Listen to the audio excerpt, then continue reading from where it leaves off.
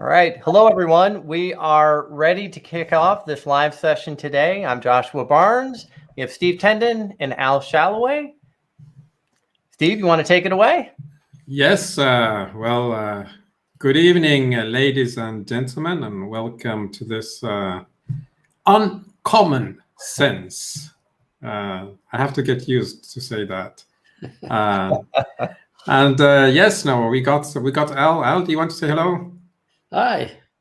I'm glad to be here too. Steve and I are going to talk about a couple of topics that I think we agree, but at first glance looks like maybe we don't. So that should be interesting. Well, it's in the differences that we find the opportunities for learning. So that will be great. So the topic of this evening, is the egg of Columbus of business agility. Note well, not agile, but business agility. So we have a focus on business this evening. And I want to recall the story of the egg of Columbus. Columbus is said to have discovered the Americas. We all know that actually the Vikings did so, and I'm from Sweden, so I'm very proud about that. They did find some coins from Gotland somewhere on the shores of the US, so there is no doubt that the Vikings did that. But the story of Columbus is much more interesting because of this egg. What is the story of the egg of Columbus? Well, he wanted to go on this mission and he needed to have ships. He had convinced the Pope to finance the expedition, but he still needed the ships. So he went to the court of Spain and was there to convince the Queen of Spain to give him 3 caravels. It's as if I went, I don't know, to the President of the United States and asked him, give me 3 air carriers, 3 Nimitz-class air carriers. It's nothing. It's only, the sharpest seafaring weapon that you have. And when he was at the court, he was mocked by all the the learned people, the astronomers, the mathematicians, the philosophers. What do you want to do? Do you want to go around the world? No, they made fun of him. So he brought up this challenge. I challenge you to take an egg and put it on a flat table and make it stand upright. And of course, they tried and nobody was able. And finally, Columbus took the egg and he just banged it a little bit on the table so that the shell broke a bit and it became a bit flat, but didn't break so much so that the content went out. And then he put it on the table and very well, it stood up. Now, this is what you read on Wikipedia, but seriously, do you think he would have gotten 3 caravels because of such a little trick? That is a scam. It's ridiculous. And by the way, with all the boiling bloods of the Spaniards who were drawing swords for the minimum offense, he would not have survived for long in that context. In reality, something else happened, and one other story is that he was more scientific. Well, the story is he took a bit of salt and put the salt on the table. So he made a base and put the egg over there, and the egg was standing. But really, no, that's not a great thing to do either. I would still not be convinced that Columbus could circumnavigate the world. And why should I give him the 3 ships? Well, the real story that I tell you now is that Columbus was also a scientist. He had knowledge about the anatomy and the structure of the egg. And he was, of course, a captain of ships, so he knew the hydrodynamics of floating objects. So what he did was that he took this egg and he started shaking it violently for a long, long time. What this did was that he knew that inside the egg there are two membranes, and at the bottom there is like a bubble of air. And by shaking so violently, he was breaking the membrane. The air came out. Moreover, the egg, the yolk, is attached by two strings from the top and the bottom, so the yellow stays in the middle. And by shaking so violently, he broke those two strings. The yellow came down because it's heavier, and the air went up because it's lighter. And at that point, he put the egg on the table, and it stood upright. And of course, he then said, I could do this because I have the knowledge that you do not. And you showed me that without the knowledge, you could not do it, but I did. And likewise, I have the knowledge to circumnavigate planet Earth. And that's how he convinced the Queen of Spain to give him the 3 vessels. And the rest is history. So there we have it, the story of the egg of Columbus. It's something that is obvious in hindsight. Anybody can do the trick once you know it. But if you don't, well, it's not self-evident at all. You need someone that shows you the trick. And this brings us to what we are doing here. In a lot of what we witness in the agile world, well, we have many tricks, but few applications of science and knowledge. I would say that the broken egg that was standing on the flat surface is a bit like Scrum. You know, Scrum breaks things. To get Scrum into place, you have to stop doing what you're doing and start doing something else. That breaks the habits, the routine. And the example of the egg with the salt, well, that is like Kanban, with the column whip limits where you need crutches to get the things to stand. And the things that I'm doing are more like understanding what is inside the egg. And by that knowledge, by applying that knowledge, make it stand without effort. So the egg is business agility. And you can break things or you can use crutches, or you can apply real knowledge and science. And now I would like to ask my friends Joshua and Al, have you had an experience yourself about an egg of Columbus? Something that was obvious in hindsight, but not at all self-evident from the outset. Who wants to go first? I'm happy to, but Joshua, I want to give you the opportunity since I was always going first last week. Yeah, and you typically expand a little bit more on your comments more than I do. So I'll go first, and maybe I'll keep mine a bit brief. So yeah, one of the experiences I'll share is related back to where we see a lot of organizations, how they start. And oftentimes the goal from these, agile transformations is we've got to start at the team level.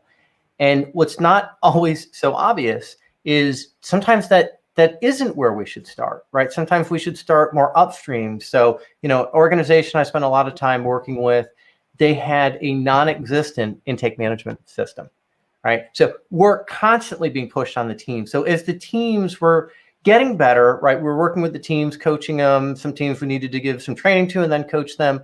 They're getting better with their agile way of working. But the real problem was how work was being thrust upon the team, and almost no matter what they did, so much unplanned work became the problem. And so in hindsight, right, and so it was like shaking up the egg, right? I mean, that's kind of, it was still very chaotic. And in hindsight, the better place to have started would have been to look at how the intake management process was so full of opportunity to then be able to make a much more bigger improvement and ready for when the teams were then able to continue with improving, their agile way of working.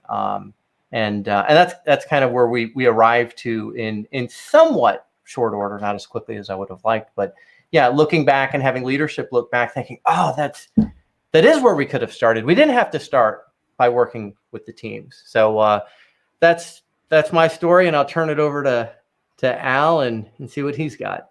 Yeah, well, as you were talking, Steve, or rather just as you ended, when you said Columbus said he had the knowledge, the question for me then is, what is the knowledge we need to have?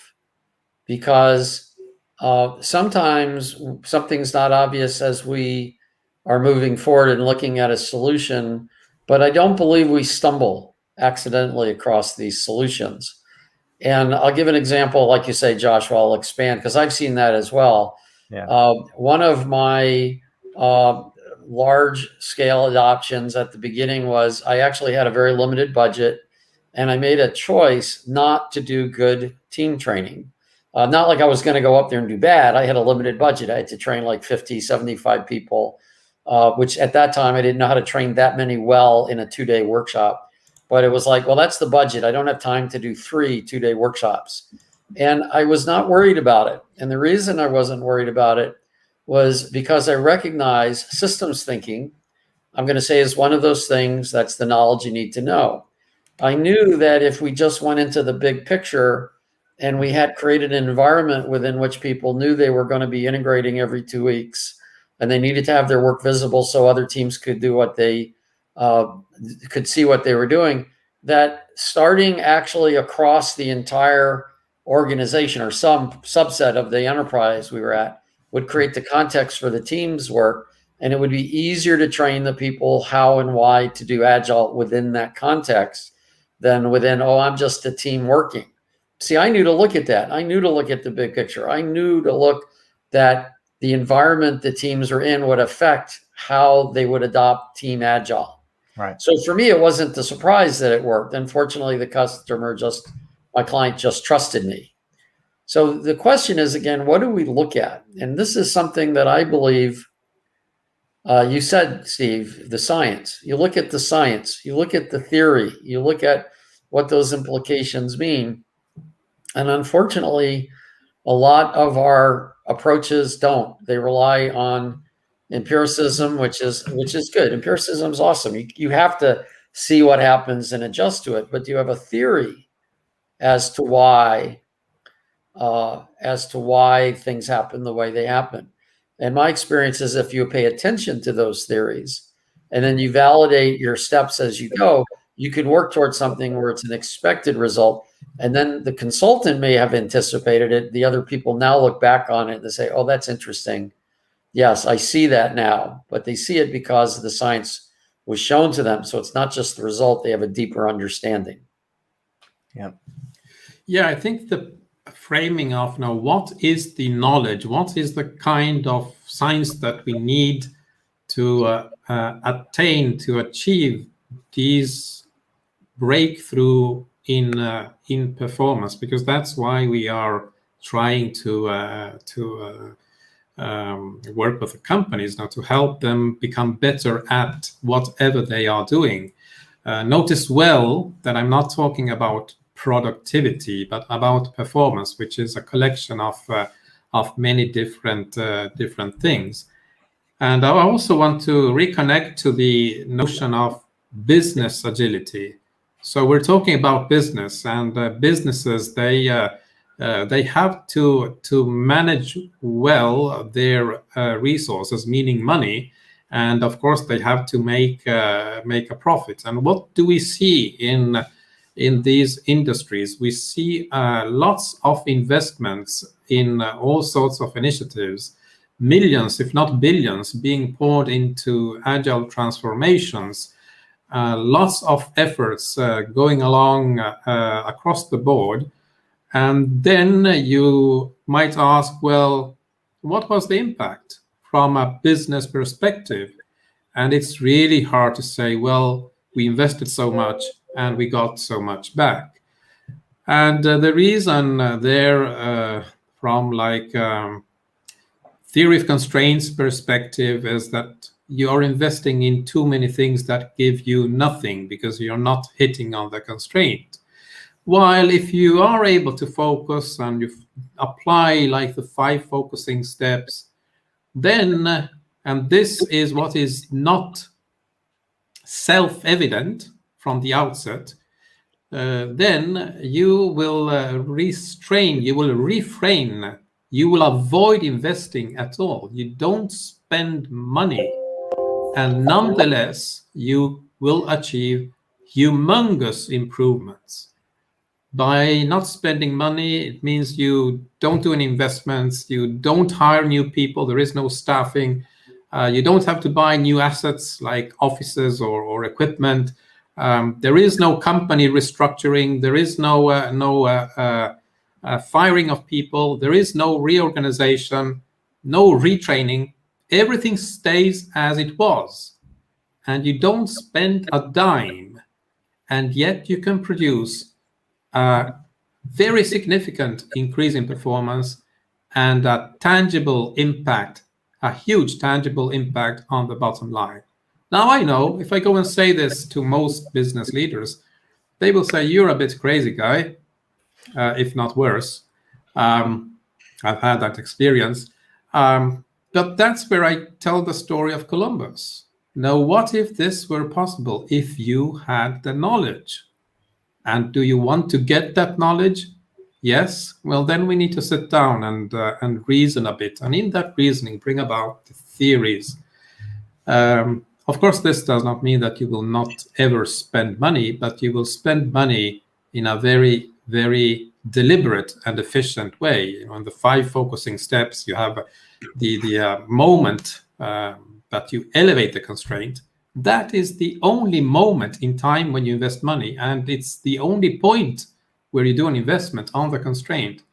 So if you have a company, an organization of like 4,000 people, like the one I was dealing with before, with plenty of initiatives of all sorts, they were pouring money everywhere, and at the end, it was one team, one single team of 20 people that were holding back the entire organization. No money needed to be spent, and yet the impact in terms of throughputs were spectacular. So I find myself in this situation that is frustrating. It's like Columbus. You are sitting on knowledge, and maybe the learned people, the philosophers, the advisors to the queen are there making fun and mocking you. So we need to have something that, like the Columbus egg, illustrates this notion that, hey, you are missing knowledge. And by missing that knowledge, you are losing on many, many fronts. What do you think about that? So I've got a question. How did you find the one team of 4,000 people that were holding all of the other teams back? Can you share a little bit more there? Sorry, you broke a bit on this side. Can you repeat, please? Sure. Yeah. So the team that was holding all the other teams back, how did you find that out of having 4,000 people in the organization? How did you hone in on the one team of 20 people that were holding all the others back? Well, that's the core of what I have been developing in these last 10, even more, 15 years. How to find the constraint in knowledge work.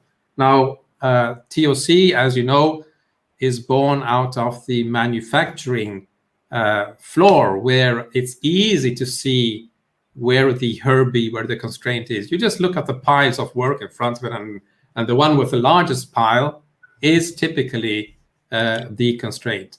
But in knowledge work, this is not visible.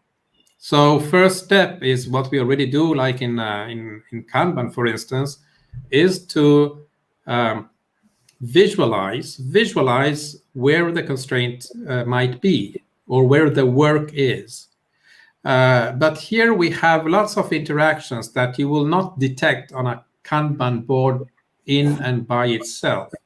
Because when you have 4,000 people, 120 teams, and in that case, 70,000 change requests per month, well, there are many moving parts.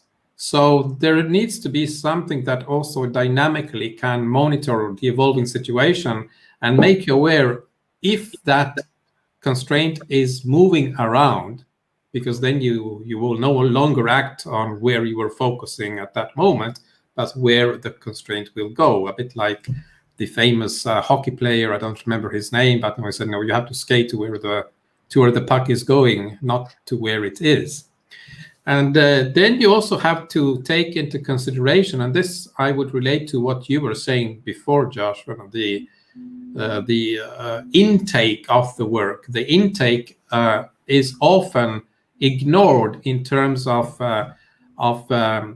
being a lever point, because if you understand a bit in the perspective of where the puck is going, if you understand how that shape and form of incoming work will affect all the teams in the system, well, you can organize that flow of work according to that constraint that you know is there. But notice well that the constraint can move also not because the internal configuration changes. You know, it's obvious. The obvious example is now a team that is performing well has the lead engineer having, I don't know, a car accident, poor guy, and then that team, the track factor, and then that team goes slower. That is not at all like representatives of all the ways that the constraint might move. For instance, the shape and form of the incoming work might dynamically change, and all of a sudden, one team that was not loaded will be overloaded. And their capacities are still exactly the same as before. So you need to have focus on 3 dimensions here. One is the, let's say, the future looking, have some sort of, let's use this word that is not so nice in the agile space, but no, planning. Planning has some value. You must at least have a sense of where you're going, notwithstanding that there is all the complexity around and so on and so forth. You must have an idea of where the constraint has been in the past. So you have historical data to say, okay, most likely this spot is the weak one. And then you must have real-time information of, well, now, is someone being hit by a larger truck just here and now? With the combination of these 3 dimensions, which I call the constraint in the workflow, in the work process, and in the work execution, you are able to find the limiting factor even in these very complex scenarios. Yeah, I had a couple of comments to underscore, Steve, what you had said, and then I want to make a case of discovering the constraints. And the first one is you talk about not investing in all areas. There's a limited amount of capacity for that. I want to point out that very often investing in non-constrained areas often makes the constraint worse. Right. And not only that, it takes energy. So what you have is you have less energy because you've spread it out and you've actually made the problem worse. One quick example of this is I go into companies a lot where they're just ready to add more people to get what they need done. And I tell them, no, do not do that. Unless you can make an addition of somebody that you clearly will make a difference. Like one time we had a person who was a bottleneck, so getting her an assistant was a no-brainer. That person would just go in and becoming more productive. Adding people in a bad system just makes the system worse because whatever's making it not work now just gets worse. And this points out, and when I'm done, Steve, I'd like you to comment on this. A lot of people don't really understand what a constraint is. Because it came out in manufacturing, and in the manufacturing line, you might have had not enough equipment, or you might have had a bottleneck, like Herbie in the manufacturing line. So people think the constraint is somewhere in the workflow that's causing the problem. But in knowledge work in particular, and probably everywhere else as well, I'm just more familiar with knowledge work, the constraint may not be a place in the workflow like a bottleneck. It may be how people are working together. So, you really can't see the constraint. Like you can't see there's a big queue here. I mean, you can see things like delays, and you can see things like handbacks and people going back and forth in the work. But the constraint isn't that I've got this blockage before somebody. And I'll give an example of how to find constraints. And why don't you share that comment I gave you, Joshua? I would say one of the pieces of knowledge that's ignored in our field is that there are what I call natural laws of knowledge work. These are immutable in the sense that my opinion and your opinion has nothing to do with it. Like I could try to dispel gravity for one day. Today I'm not going to believe in gravity because I really want to fly. So I'm not going to believe in gravity today. That doesn't change gravity. If somebody who is I really care about falls and they're about to hurt themselves, I say, oh, gravity, please don't apply because I really like that person. That doesn't change gravity. Gravity is what it is. We can address it or not address it. We'll have consequences. I would suggest that there are at least 7 natural laws, and I just had Joshua put them in the comment. Delays in workflow cause waste. That's just what happens. Delays in feedback can cause waste. Working on large items slows down delays. Handoffs lose information. Chaotic or nonlinear events. A little thing happens and it causes a big thing to happen. Cause a lot of waste. In fact, this is why feedback is so important. A small thing happens, it ripples through. I had this observation once years ago that no project actually experiences a 3-month or multi-month delay. What happens is they actually experience a whole sequence of little tiny delays. Half day here, a day here, 3 days there, another half day there. And many of them are all key because they're coupled together. So because of the complexity of the system, we don't see what one little change caused and ripples through the whole system because of that coupling and lack of visibility due to complexity. So we know we need to make things visible. And finally, a lack of purpose. So by that, I mean alignment. So I'll give an example of where I kind of discovered what the constraint was. I was at a client that was, this was a ways back, I don't know, about 12 years ago, I think. And it was about 100 and the group was about 150 people. The group I was working with was a subset of that. In fact, the whole group might have been bigger than that. But there were 3 teams trying to work together, and they were a combination of component teams, the actual application, and some support teams. And what was happening is they knew how to do Scrum. Each team did its work and got their stuff done after 2 weeks. And the leader of the place actually was almost a CST. So he was very knowledgeable about Scrum. And these guys were doing Scrum quite well at the team level. And they'd had Jeff Sutherland in, I think, a little bit before this. So I usually, in those days, I didn't bully people when they told me they were doing Scrum well. But between their tech lead and Jeff was there, I trusted them. They also said something else they were doing that shocked me because I'd never seen this combination of doing Scrum well and people using what we call minimum business increments, but they were actually taking the smallest chunk of value and trying to build it. So they were working on small value items. They were doing Scrum well, but they couldn't get 3 teams to work well together. And what it was the problem really was one of integration. Now, I did a value stream map to see that it was an integration problem. But it wasn't like I had this exact point, like here's where it goes back and forth and here's where the queue is. It was just clear looking at the workflow. Looking at the workflow was causing delays and feedback at the value level, not at the story level, not at the feature level. They could get their stories done. They could even get some features done, but because they were each looking at their own way of working, getting something that could be validated by the customer didn't happen every 2 weeks because some part of that was done by one team. Another team did some other feature, some other part. So there was no coordination of the thing. Now, we talked about this a lot, and I was actually hesitant to just say, why don't you make 3 cross-functional teams? And up front, before you give them any work, you take this big picture view of things. But they recognized that was a good idea. Now, what's interesting is when I left, they basically had 3 separate teams working on smaller pieces that then the integration still had to happen, but was much quicker. And after the fact, it was kind of obvious. They're just doing Scrum, and they're just coordinating across the Scrum teams. But they couldn't see it until they stepped back and looked at the big picture of value add, not how do I work. And this is why I'm glad what you called this the egg of Columbus of business agility. Instead of looking at how the teams worked, they needed to be looking at how the whole thing worked. How do I give things to 3 teams so they don't have to integrate as much? Instead of how do I integrate 3 teams better? So we have to shift our perspective more to value.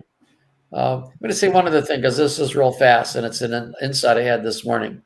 Those of you who've been around for a long time have heard the term code complete for decades. And fortunately, I don't hear it very much anymore. Code complete means the developer has written the code, but it hasn't been tested yet.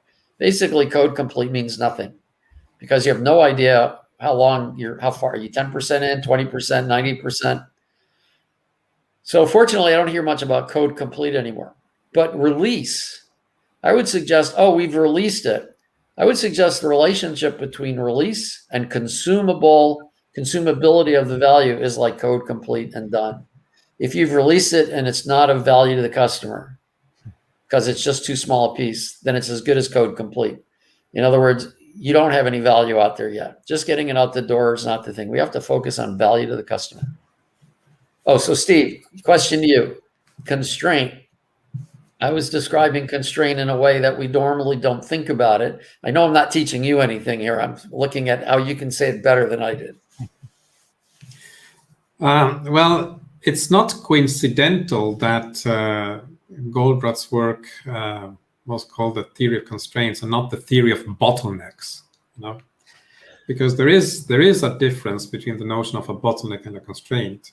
A bottleneck can be a constraint, but not vice versa. So the point here is the constraint is anything that holds you back, that mostly holds you back from reaching whatever objective or goal you have set out to reach.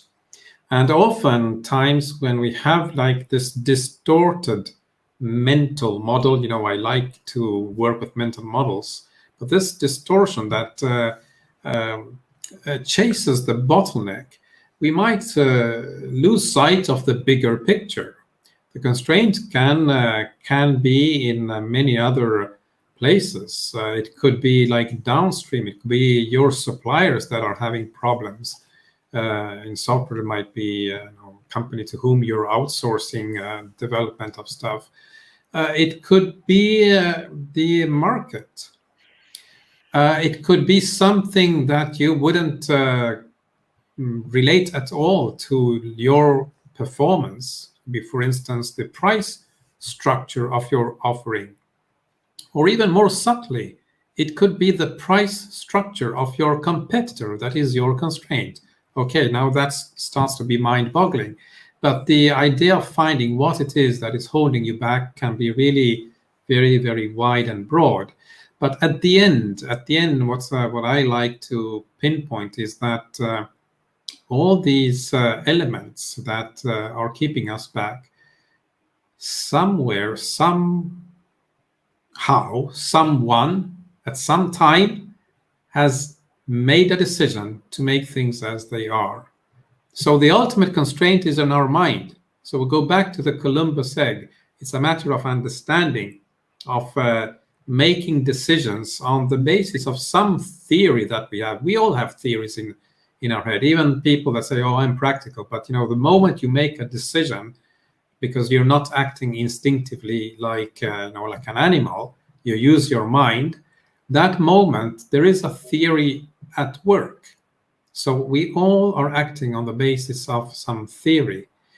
But there are theories and theories. Like Columbus demonstrated, some theories will allow you to have a deeper understanding of reality, and therefore you can affect reality in a much more incisive manner. The examples you were doing of that team that was not considering like the big picture is typical. Someone has a perspective, and that creates biases, creates limitations of the ability to make decisions. So if you want to have the greatest impact, I think you should start looking at what are these ideas that we have and that we apply. And the worst scenario is what you were saying on LinkedIn a few days ago, referring to Scrum, when these ideas are coming from someone else and you're just following them. You're not using your own thinking head. That's, you said think, don't follow. I love that way of framing it. So we need to question ourselves. How are we making these decisions every day? And how are these decisions creating the constraints? When we are chasing the bottlenecks, the queues, when we're like measuring the cycle times or flow time, as I call them, these are just like externalities. They are the manifestation of some mental model that made someone take decisions that created those situations. And often working from the ground upwards is a lost cause, because those who are in the decision-making power positions, so the business leaders, the CEOs, the business owners, they will always impose their mental models. And if their mental models are the ones that break the eggs or use the salts, they will not understand that there is a deeper theory that can achieve the real objective much better. Yeah, and one thing, Al, that I liked what you said was, focusing on, the value that's being consumed by, the customers, the clients. It's not just that we made a release, right? And gold star to the team, right? We've got a release out. It's more than that. And getting that thought and that sort of mindset to change is also, again, in my experience, pretty important. Yeah, well, if you think about it, and I'm still, I gotta say, I'm kind of shocked how this stuff's been out for a very long time, before the 21st century even. There is not an artifact in the agile space on how to improve existing systems. Now, I know the MVP by Eric Ries. That's been out a while. That's when you're creating a new product, about doing things small and growing up and discovering. But you see, that's Claire Agile. That's the team focus. Typically, when you're building something like that, you have a small team, or possibly 2 or 3 skunk work team or something like that. But it's not at scale. At scale, the problem is, I've got something I need to build, and it involves this system over there, and that system over there, and that system over there. Even if I'm not siloed, there are a lot of responsibilities. And if you think about it, there is not an artifact, except for the 2 of the 3 of us talking right here have created, Move and TameFlow and MBIs, as we call it, in Disciplined Agile. But in other places, I'm not aware of any other artifact that says, what's the smallest business value I can consume, combined with what are all aspects of the organization that needs to be involved? What are the operational value streams of the customer affecting? What are the enabling value streams to create it, enabling it to get out in the workspace? DA talks about it a particular way that I like. We talk about inception, where you're figuring out what this thing is going to be. We talk about development. Now we're building it. And of course, there's feedback and all that between these. But the third is transition. Okay, it's out in the field. That doesn't make it useful. How are you supporting it? How are you marketing it? How are people buying it? And when you think about it, epics, features, and stories, none of those fit. Epics are too big. They're more like initiatives now, at least with SAFe. Epics used to just be big stories, like Lawrence of Arabia. That was a big story. But features can be released, but they may not be of value.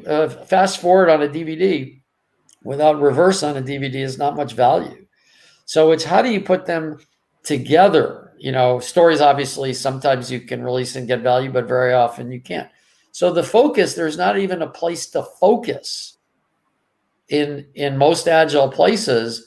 Like, what are we building as a group? The teams can build features, maybe teams can at least build stories, but across teams. And this was actually the difference. That shift we made was, instead of taking this big MBI, they did have the concept of, they didn't know, I don't remember what they called it, but they did have this equivalent of the minimum business income that could be put out the door. What we basically did is, instead of giving this part of it to the application team and this part of it to their component team and this part to the enterprise component team, we said, let's take a vertical slice end to end that the customer can validate, and give each vertical slice to a team. And then the integration was, okay, this will now make it consumable, but we could validate it every couple of weeks. And this idea is, when it's missing, it's like not knowing what you said about the yoke, Steve. You don't know the tendons that are there, or whatever those filaments, or you don't know the theory that there's some air in there and the yoke is heavier.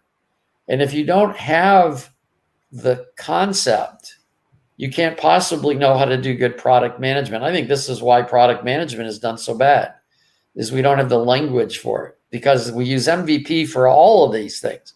So that means an MVP means any kind of increment moving forward, which makes it totally useless as a communication device.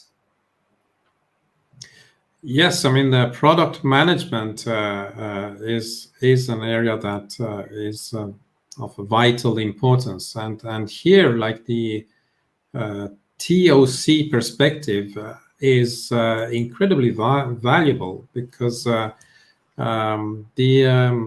Goldratt's like definition of innovation is something that removes a limitation that you couldn't deal with before the innovation itself. Love that. Love that. So now a product manager, what should a product manager do?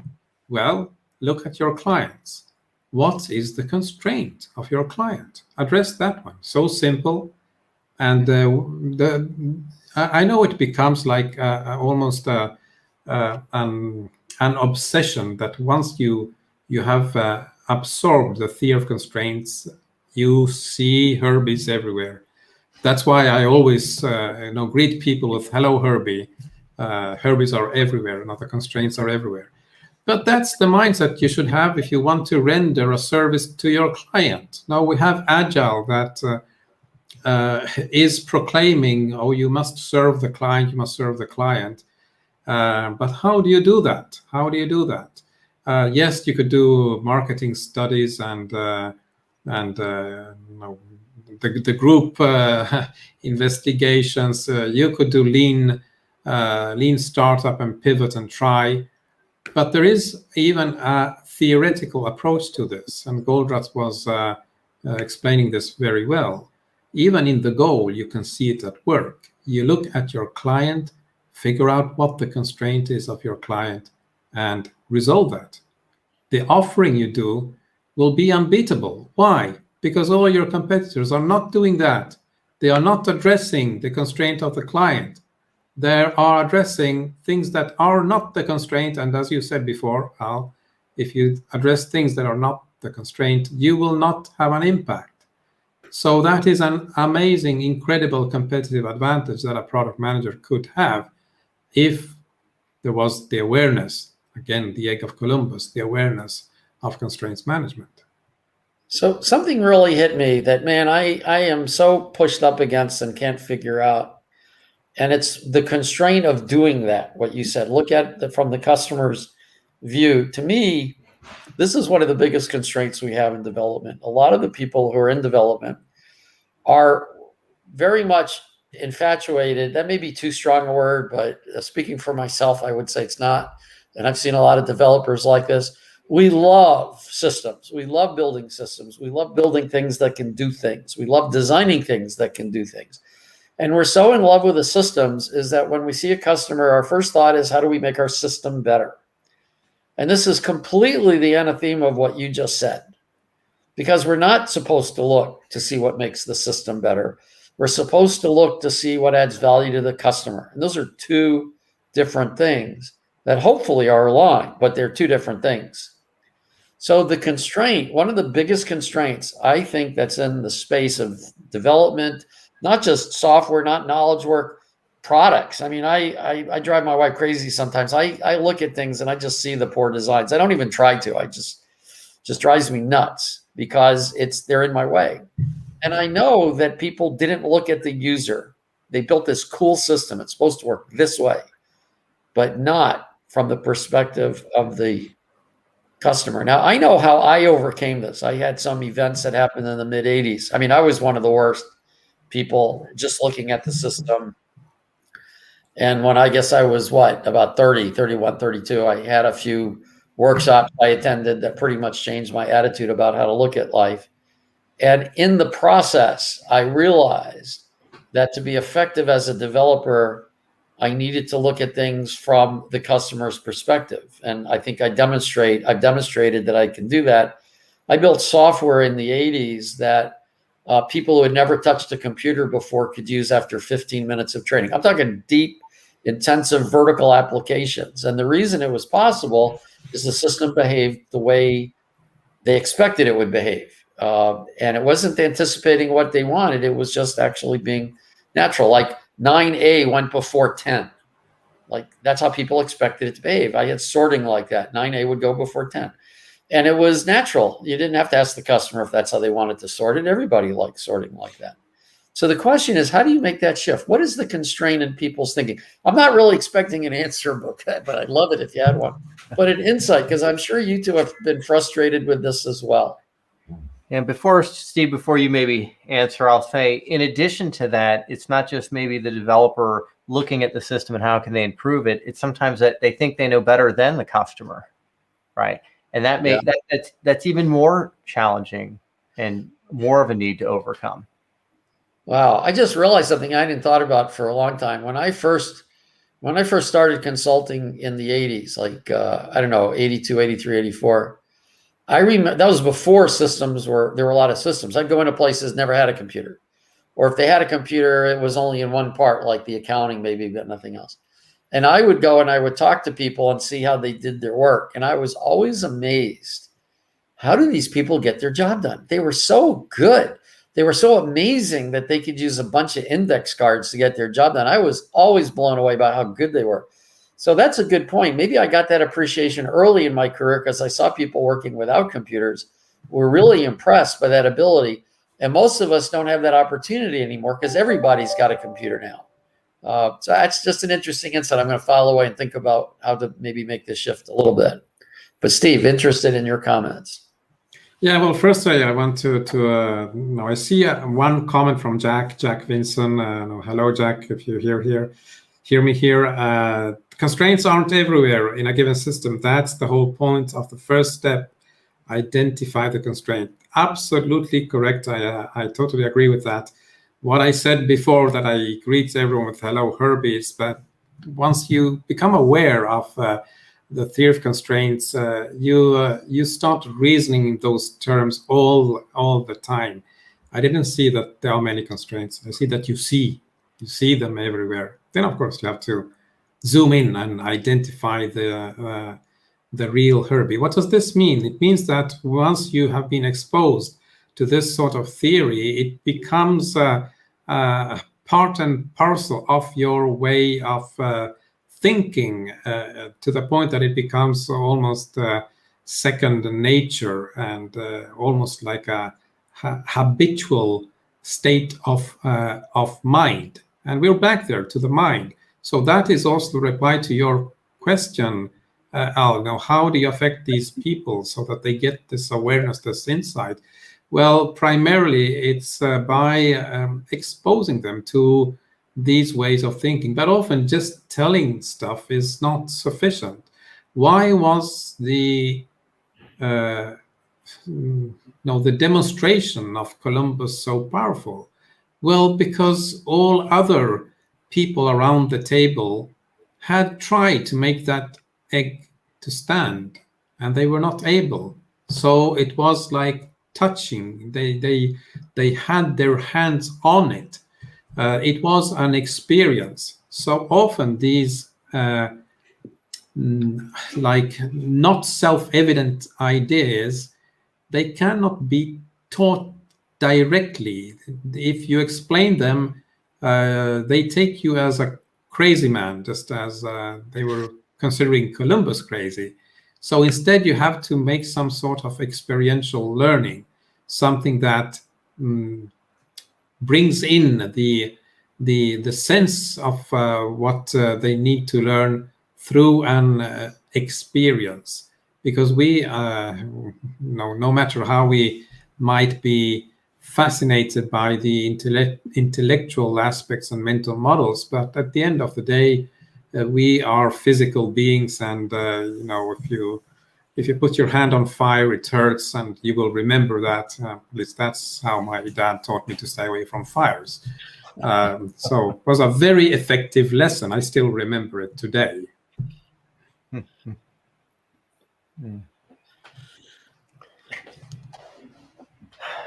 So, any comments, Joshua, on this strange? I'll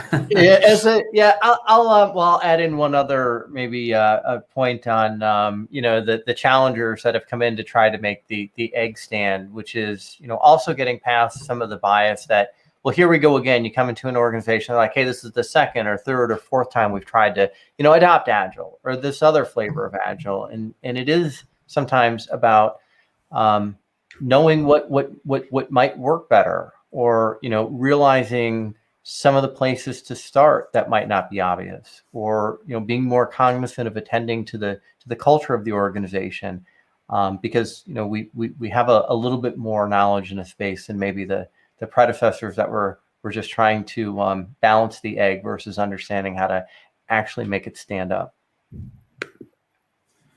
Yeah, there is another wonderful comment there from Matthew. I like when you talk about biases, Steve. The developer's mental model is a constraint. Oftentimes, I would say the mental model of anyone who makes a decision can be a constraint. So it is this notion that the constraint is always the consequence of some decision, and therefore we need to dig into what is it that caused that decision. Can we affect the decision-making process? And this brings about even another aspect of performance that is key to the way I'm working now with TameFlow, and that is the sharing of mental models. If let's say I and Joshua, we share the same mental model, then as soon as I make a decision, I don't have to explain it to Joshua, because Joshua is sharing that model and he will understand it with no words exchanged. But if I and Al don't share the mental model, which sometimes happen, not always, if I make a decision, Al might be questioning it. And then we are losing time and effort and energy in discussing, why did you do like that? Or why should we do like that? So one way to improve the performance of an organization is to make sure that they are all reasoning on the same terms, sharing the same mental models. And note well, this does not mean that we are striving for something like groupthink. It's not that we are thinking the same way. We are using the same models to make decisions, but those models are applied through thinking to the different aspects and facets of reality. And it is so powerful that we might have completely different competencies. Maybe someone is a developer, someone else is, I don't know, a manager, so completely different skills. But through the sharing of mental models, we can have the confidence that the decisions that one is making are consistent with the decisions that the other one would make in that same context. What does this do? It lowers the level of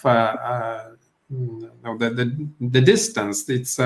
It's creating trust. I can more easily trust someone who makes a decision that I can understand in principle on the basis of a mental model than someone that makes a decision that I do not understand. And this is very evident in companies. How often do we hear, like, let's say the folks on the ground that when they are having like the coffee breaks and there is chit chat and gossiping, no, you come up with, oh yeah, that manager, oh, he's crazy. I really can't understand how he can make such a decision. It's not that that manager is crazy. It's that he's having a different mental model. So if you want to avoid that detachment of understanding and of communication, because there is a lack of common language, start by trying to strive to share the mental models. That's how I would do it. Yeah, I want to inject one other thing, and I know we're 2 minutes away from time. I'll try to keep this short. Joshua just put in the chat a page on how to attend to culture, and there's a part on that about how management.